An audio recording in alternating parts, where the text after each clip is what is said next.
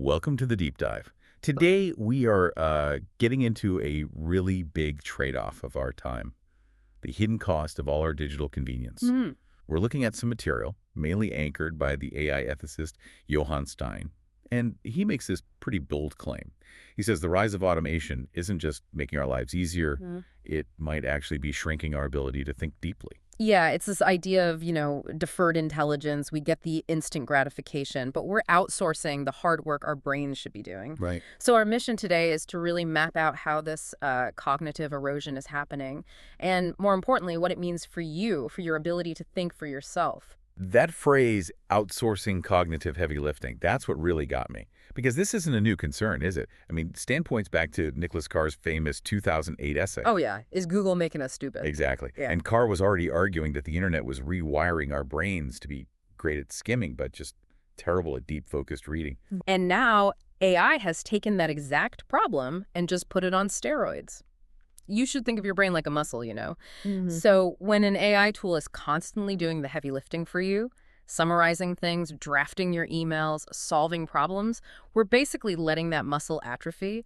The part that handles critical thinking just gets weaker. I have to admit, I use an AI summarizer pretty much every day to Yeah. get through long reports. So Yeah. are you saying that if I stop forcing my brain to do that hard work of synthesis, I'm literally getting worse at it? Well, that's the core concern, yeah.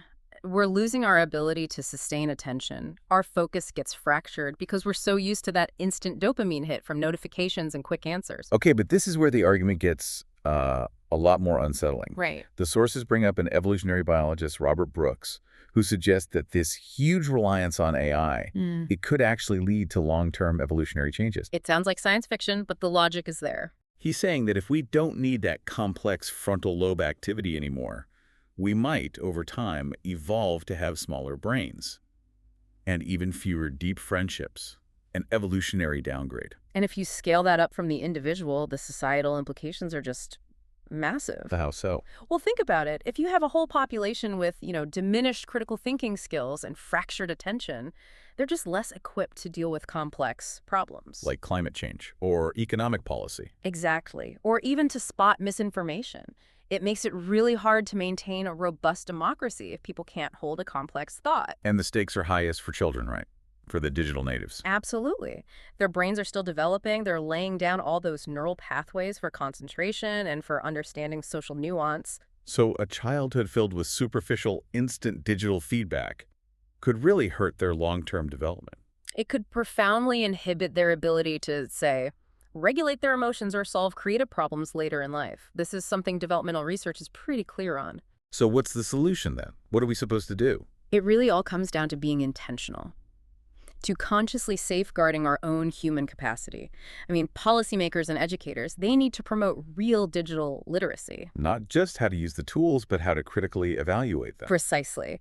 And we all need to push back a bit, encourage offline activities, things that build concentration and creativity. We need education that demands deep engagement, not just spitting back facts. So when it all boils down, what does this mean for you listening?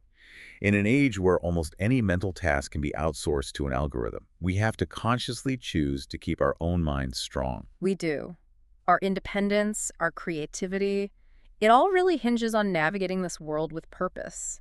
So we should probably leave everyone with a final thought to chew on. Yeah, absolutely. Think about this today. If critical thinking is the key to your own intellectual autonomy, what's one daily task you're currently handing over to AI? Maybe it's drafting an important email or planning your week. What's one thing you could intentionally take back, starting now, just to keep that muscle sharp?